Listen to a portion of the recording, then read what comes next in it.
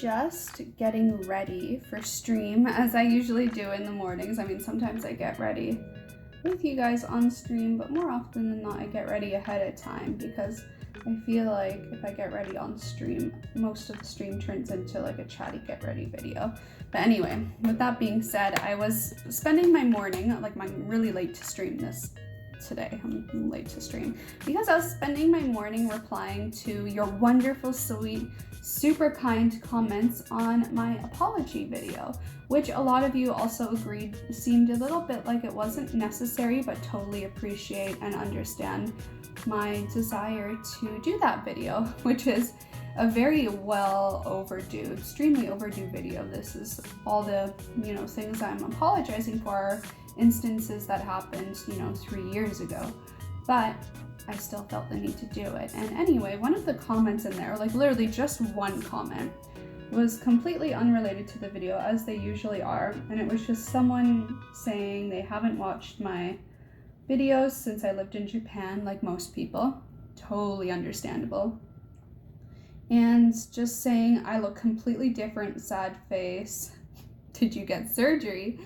And it's just hilarious to me when people come in after not watching my channel for almost 5 years. Like my Japan vlogs at this time are it's almost been 5 years. I think come April will be exactly 5 years since I left Japan. So I find it hilarious when people come in and they say, I haven't watched you since you lived in Japan, you look so different. This is half a decade ago, and I'm kind of old. You get to a certain point in age where you age faster than when you were younger. It's just kind of like a fact. There was I would say from the age of 17 to your mid-20s is where you look really similar. You still have that youthful baby fat in your face, the signs of aging don't start really kicking in yet, and it's more so preventative care. But when you hit your mid to late 20s and early 30s is when each year, you notice something changes about your face. And for me, something that started changing over the years that I noticed in aging, the process of aging, is sagging of the skin. And for me, that's the loss of volume in my whole cheek area. I no longer am really puffy, or not puffy, but plump in the cheeks, not at all. And my face in turn, I feel feels more long looking. I feel like I look longer in the face. And I feel like I also look more angular. So this led me down, I responded to that saying, yeah, well, it has been 5 years. And as we age, when we're older, our faces do lose volume, and that puffy plumpness, which I've definitely lost, which is why I got cheek fillers a year ago, because I noticed my cheeks weren't nearly as plump as they used to be when I was younger, 5 years ago and later. So that put me on my own personal rabbit hole of my own YouTube videos. So I went to a video from right before I moved to Japan, and I look so different. Also, it depends on the camera lens that you're using. And in this video, I'm using a portrait lens, and I'm pretty sure it was an 85mm lens, which does distort the face. So looking at these different examples of lenses and how they distort the face, you can see that starting from the top left-hand corner, her face is a lot rounder, a lot plumper looking. Then as you move towards the right-hand side, and then even on the second level from left to right, you notice that her face really starts to look a lot slimmer. This is how different kind of lenses can really distort the face. And back a few years ago, on my beauty channel specifically, I filmed a lot with my 85 or 50mm lens, which does give more of a rounder look to the face because it gives that depth of field. So I filmed with it a lot back in the day because I loved that blurry background. So my face definitely looks way more round in a lot of my older beauty videos. In fact, I still actually use those lenses from time to time, but I now always more consistently use a 12 to 35mm lens, which has more of that slimming effect to the face. So yeah. So if you do a little bit of Googling, look up lens distortion face or something along those search terms, and there will be tons of images doing comparisons of how someone's face can change depending on the camera lens that's being used, and the results are crazy. So not only did a lot of my older videos, especially on my beauty channel, were filmed with different lenses. I had a phase where I only used this 85mm portrait lens, which is known to make your face more short and round. But I'm like, oh, also my makeup is so different in this video. Like I really,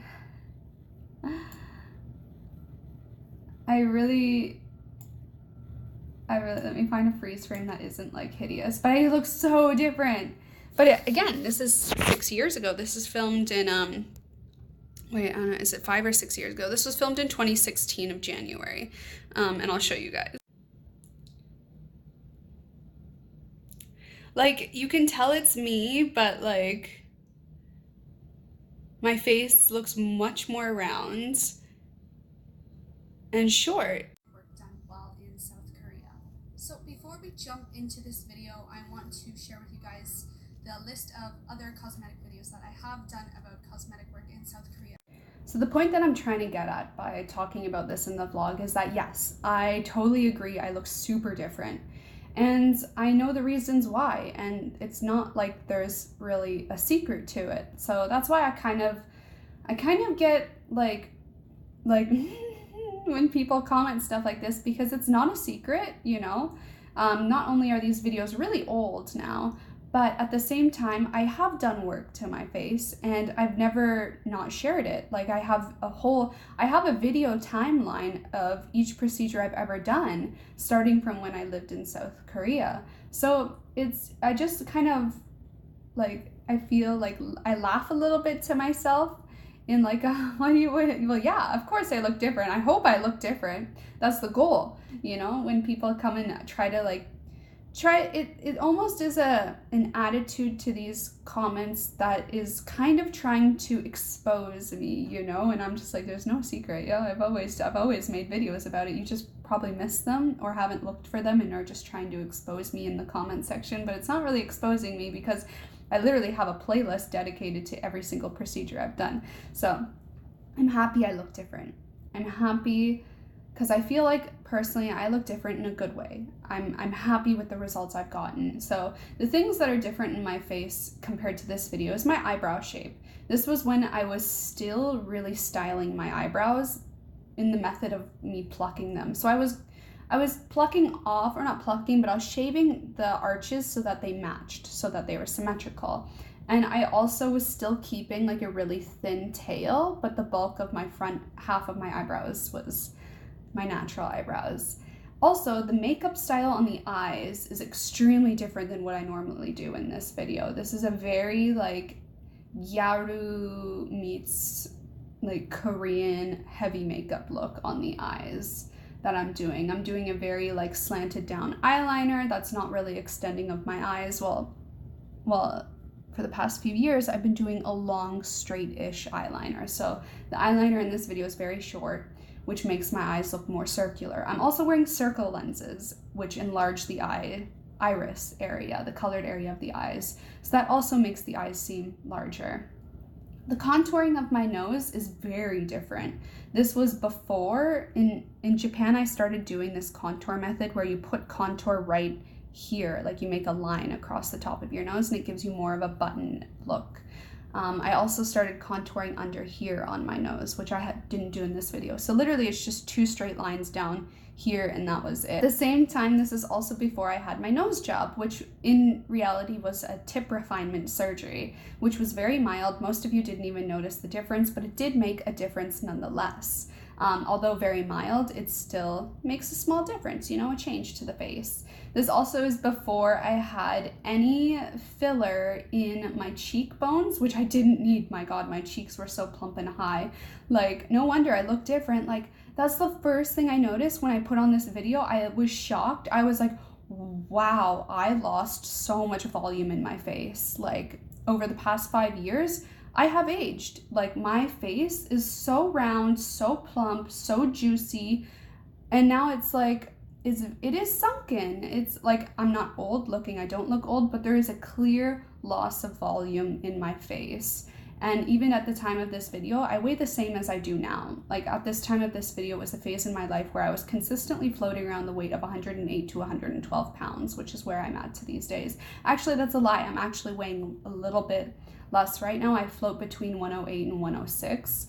On days I eat a lot, I go up to 112. That's because I have a full belly. But again, like the volume in my face is not like, it's not nearly as much as it was in this video, which in overall I'm happy about. Like I prefer how I look with less of a baby fat face, but I do miss the height in my cheekbones, which I don't feel like I have nearly as much. But I'm happy I don't have as much plumpness in this general area of my face, you know, but I do miss that height and volume and youthfulness of the high cheekbone area. And the last thing that's different is of course my lips. So as you guys know, I've always shared my lip filler journey. I've been getting lip filler since I lived in South Korea. That was the first time I got it, which I know to this day, like this is six years ago when lip filler was still new to the general public and even in Korea. So the surgeon that did my lip filler the first time did it weirdly. Like he put filler in my philtrum, which was odd, you know? So I had this very puffy look there in my philtrum area for a number of years because it never dissolved. Like for some reason my face holds on to filler really long.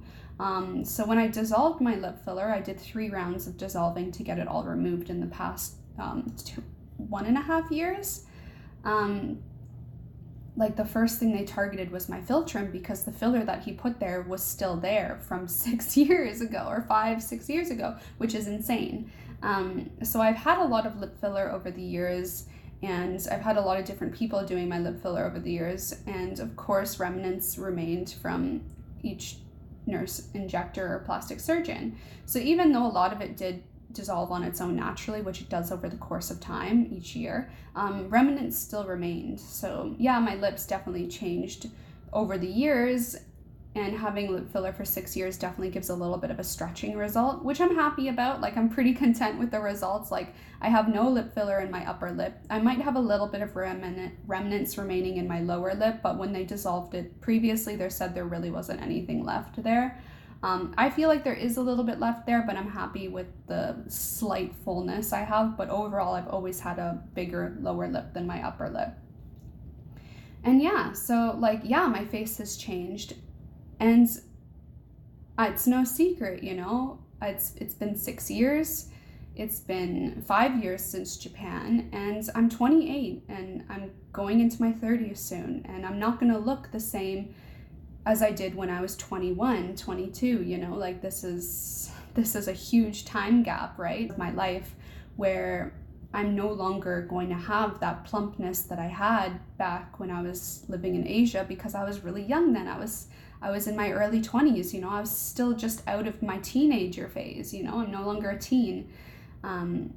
So yeah, like I even was shocked coming to this video. I was like, holy crap, I'm no longer baby faced, and that's really what it is. I'm no longer baby faced. So if any of you guys are curious about the cosmetic procedures I've had over the years, it's not a secret. You can find all of it. There's some on this channel, and majority of it's on my beauty channel, and I'm always sharing that with you guys. I'm always posting when I do something on social media. So if you've ever, you know, been upset or offended by my face looking different over the years, like I'm getting older, and I'm not hiding anything. I always share with you guys, and sometimes there's a delay on when I share things because, you know, I don't always want to film the immediate after result because it takes time for our bodies to heal, and people swell after getting fillers, and I never want to share a result immediately after when it's not the true result, right? So yeah, sometimes in the past there's been delays. You guys have been like, oh, you did something, you look so different, like blah blah blah. But it's like, just wait, please just wait. Like I'm getting there. But yeah, no, I definitely look different, and I agree, and I'm happy that I look different. I love the look that I have now. I love how I look now compared to how I looked when I was really young, when I was a teenager, when I was early 20s. I feel I look a lot better. I'm really happy with the results I've gotten over the years with my minor cosmetic procedures to my face.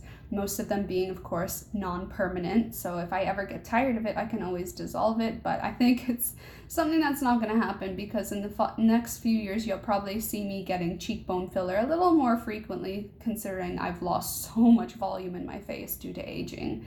But I'm happy with it. I'm happy with it. So yeah, it's just something I wanted to talk about because I see it, especially when I go back to a video this old. There's a huge difference in how I look, and it is kind of funny, and it's crazy to have your life documented on YouTube and seeing how you've aged, you know? It's interesting. So yeah, I hope that was an interesting discussion with you guys. So today I'm making my poached chicken recipe. It is my attempt on getting the poached chicken that I used to get in Japan pre-made. It's like a pretty standard chicken breast that you can get from the convenience stores or from grocery stores. I'll try to insert a clip here if I can find one on my computer. If not, I'll try to insert a photo if I can find one. But essentially, it was like the best chicken I've had in my life, chicken breast wise, that's healthy. I used to hate chicken breasts. Like, I hated how they were always hard and weird on the outside and then juicy on the inside, and it just was like a very unpleasing eating experience unless it was roast chicken. Then I went to Japan and I had poached chicken for the first time, and I was like, this is like so good. It's consistently cooked all around. It's juicy. It's not dry. It has a good flavor. And I ate it so regularly that it was one of the reasons why I was so like fit when I was living in Japan. So I tried to figure out how to make it for myself. It's not exactly the same, but it's close enough. So I'm going to share with you guys how I do that.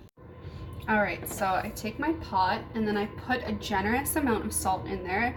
Imagine it as your salting your pasta water, but a little bit extra.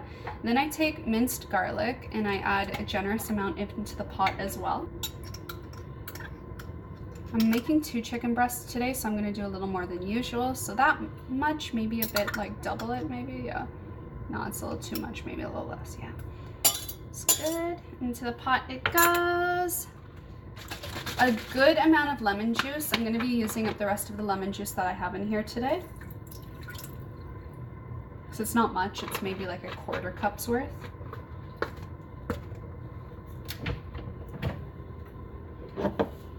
A little bit of black pepper. I'm not a huge fan of black pepper, but I do not mind a little bit.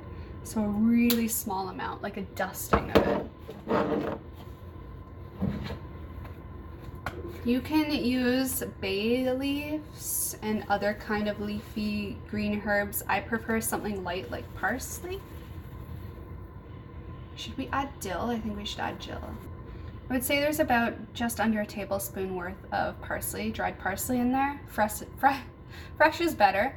And then I'm also going to use a sprig of fresh dill that I keep fresh in my freezer. And then today I want to add a little kick, so I'm going to take a pinch of these red pepper flakes. Maybe a pinch. Maybe a little more, yeah.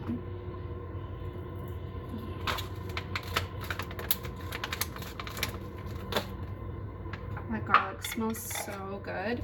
Taking my 2 skinless, boneless chicken breasts into the pot they go. Washing my hands in between. And now you're just gonna take your pot and fill it all the way, almost all the, no. You're gonna fill it with warm tap water or cold tap water, I prefer warm. And you're gonna fill it so there's like this much of a level above the chicken breasts. And then you just bring it to a really low boil. So this is what it looks like. I'm gonna just turn on my burner to a low-high heat, and once that starts boiling, like with a low boil, I'll turn it down and let it simmer until they're cooked. Like as soon as it starts bubbling, essentially, I'll turn it down to like a medium heat or a low medium heat and let it finish cooking like that, and that makes like a really lovely poached chicken. One thing I learned online from like reading multiple recipes for this is the secret to making like a poached chicken where the outside layer of meat isn't hard or harder than the inner is to bring the chicken to a boil along with the water, not reverse. So if your water was already boiling and then you add the chicken in, the outside is going to cook at a faster rate than the inside. But doing it like this, it kind of heats it up consistently throughout, which is how you get that even texture. It's definitely not as good as the one that I used to get in Japan because, you know, manufacturing, everything just has perfection. It's all the same all the time.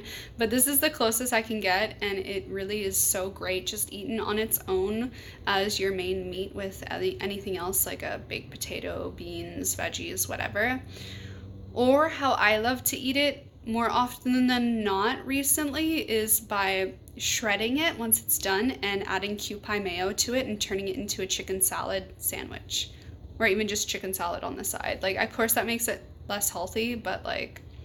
So my chicken is done. I feel like I boiled it a little too higher than I usually do. It got a little bit rapid, which I'm not too happy about, but it still is really nice and stringy and not dry on the outer edges, and it smells amazing. So I'm going to use 2 forks and kind of pull it apart as if it was like pulled pork or pulled chicken, and use it to make a nice lightweight chicken salad sandwich. I added about a teaspoon of this spicy chili oil into my shredded chicken because I'm obsessed. We've gone through almost half of this and we've only used it for like 3 days.